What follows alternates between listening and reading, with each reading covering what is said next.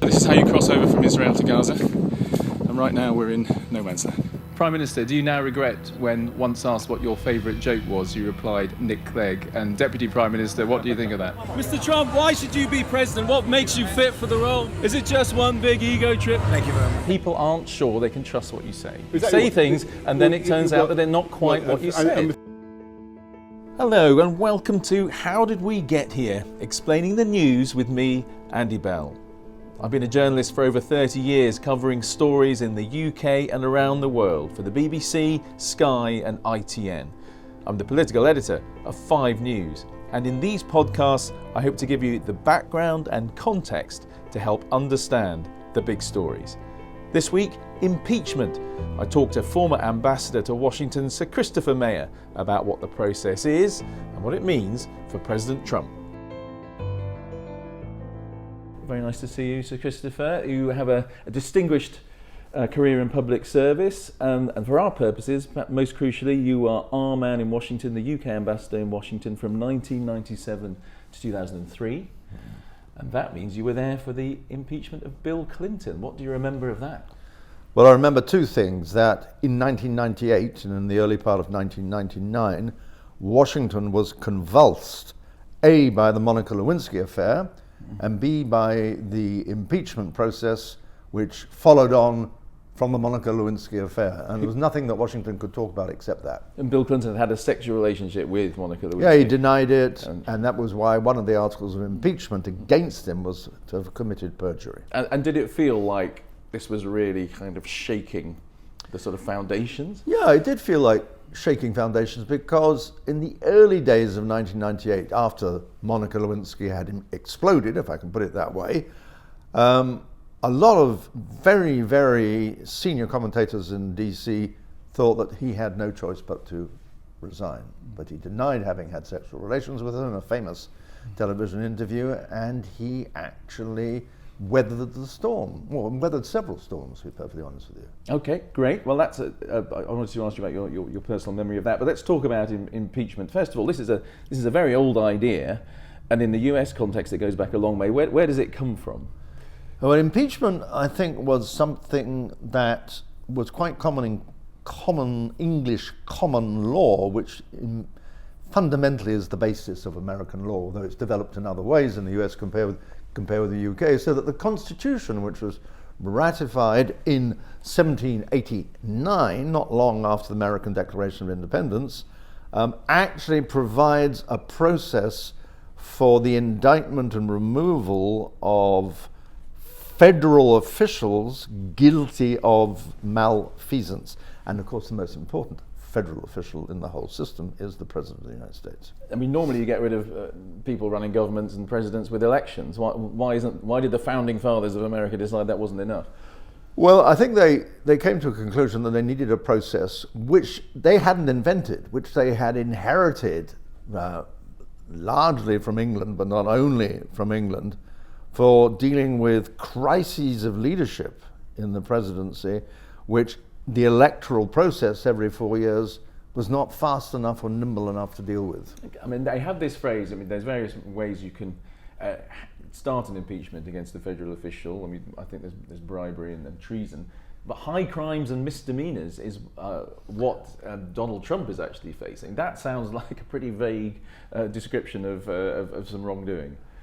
I think it was more clearly understood in the 18th century than it is in the 21st century. High crimes, misdemeanors, I think they were associated with bribery and with treason, and there would have been other stuff, but it was perfectly plain to them that this would be sufficient definition of what was required to bring a president to an impeachment trial. Now, what it has turned into, we'll leave it. Andrew Johnson was a weird impeachment in 1868, and I think we can put him aside for the moment. But with Clinton, we had perjury. So perjury is clearly seen in the American political system as being a necessary part of impeachment, and also obstruction of justice or obstruction of Congress. And Bill was accused of obstruction of justice, and Trump is accused of obstruction of Congress as well as abuse of power. So if you just look at Clinton and Trump, you've already got a kind of definition of what high crimes and misdemeanors means. Okay, and the process of impeachment, it's now in the Senate, but just quickly tell us how it got there and what's the process and what happens in the Senate in theory. Well, you've got to start in the House of Representatives first, in the lower house. And this also applies to impeachments in states, where the lower house plays the role almost of the Crown Prosecution Service. It has to establish whether there is probable cause that the president has committed a crime which would require him to retire from office. So the House assembles the evidence, and if they think there's enough good evidence there, and it goes through the Judiciary Committee and the Intelligence Committee and God knows how many other committees, this process produces articles of impeachment. These are the accusations. This is the Crown Prosecution Service saying, we think there's grounds to try this guy for whatever. The House plays that role, and it has, at the end of its process, it has a vote of the whole House, should we send these articles up to the Senate for trial or not? And in the case of Trump, the House has decided that Trump is guilty of obstruction of Congress and abuse of power, and those are the two articles that go to the Senate that is the court in which the case is heard. So it's now, in the case of Donald Trump, it's gone through the first phase in the House of Representatives, It's now in the Senate. But this is extraordinary. Senators, politicians elected under the Constitution are now suddenly supposed to become jurors or judges. How does that work?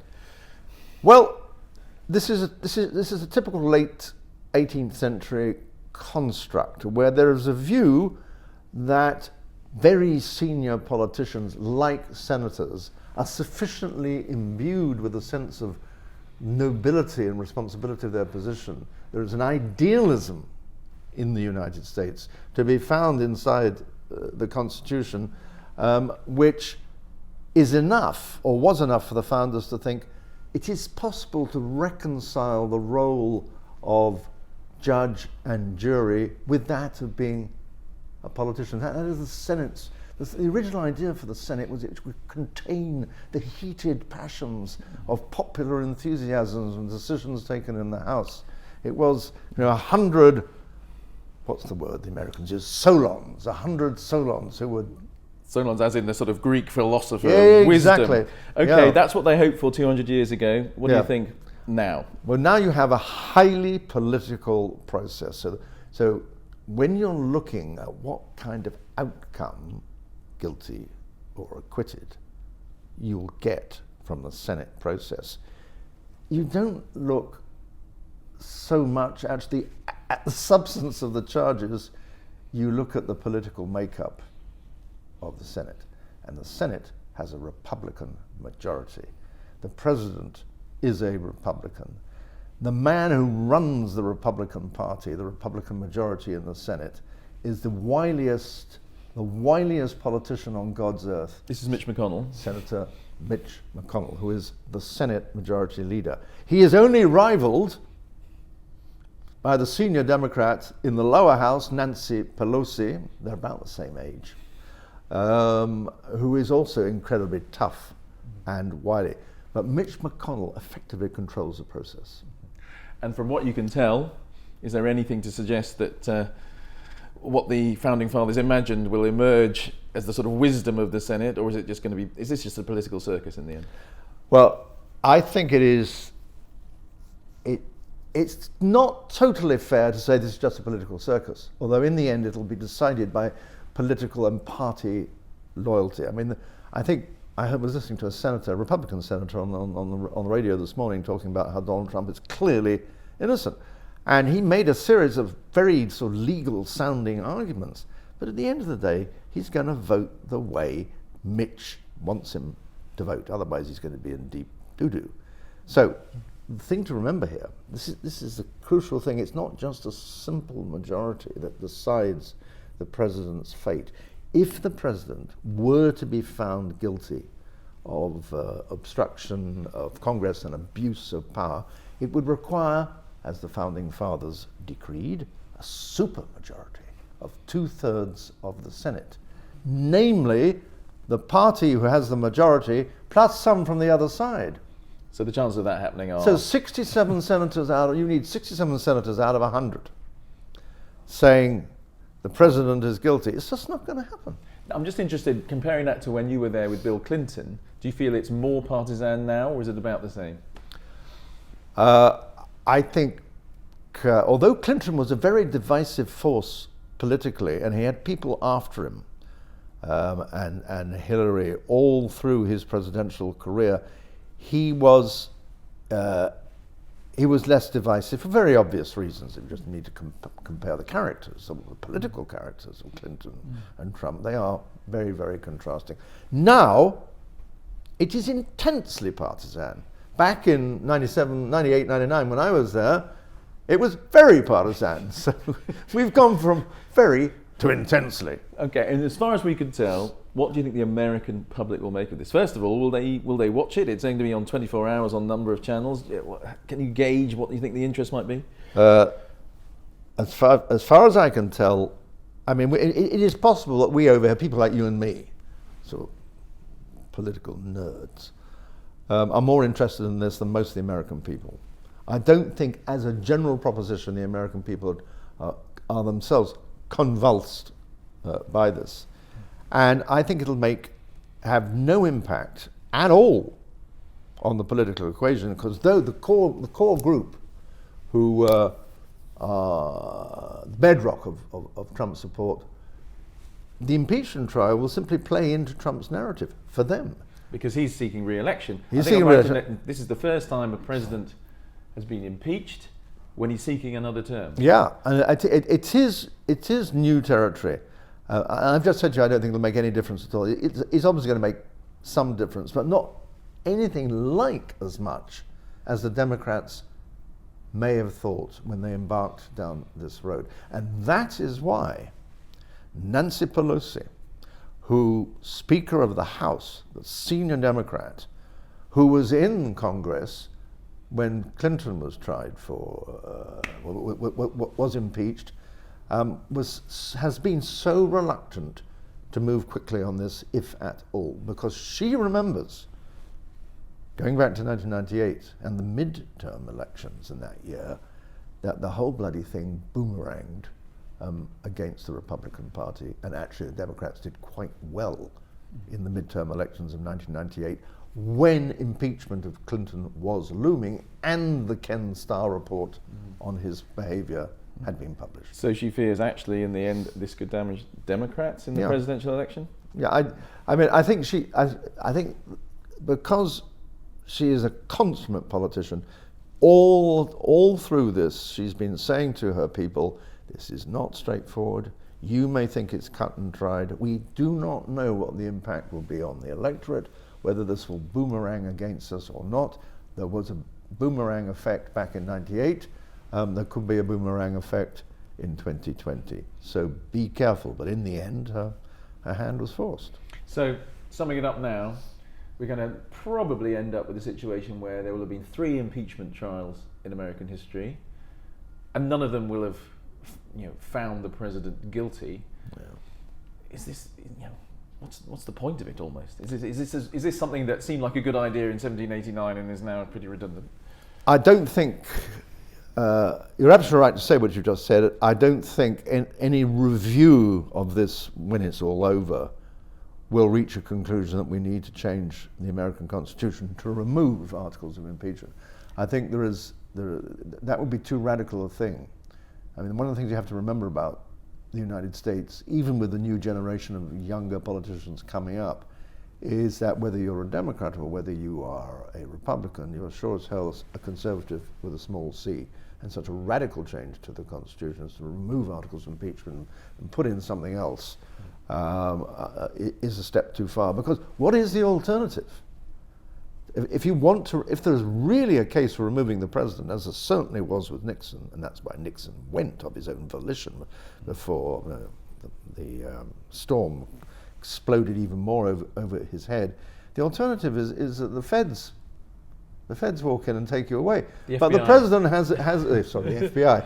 But the president has immunity against that kind of legal action until he leaves the White House. So if you, as I go back to something I said at the beginning, if you think there is a need right now to have the president removed, you've got to come up with a mechanism that can do that.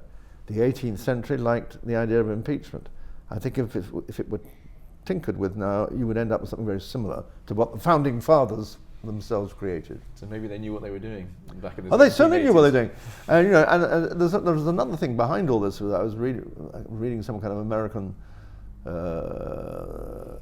legal commentator saying, one of the things we have to get out of our heads is the notion that 200 years later, or whatever it is, we are wiser. Because we're not. So Christopher Meyer, thanks very much. Really enjoyed talking to you, and very, very interesting indeed. Okay, thanks very much. Is that all right? Terrific. Thanks for listening to this first edition of How Did We Get Here? Sir Christopher can be found tweeting on @SirSocks. Yes, he was wearing bright red socks when we talked.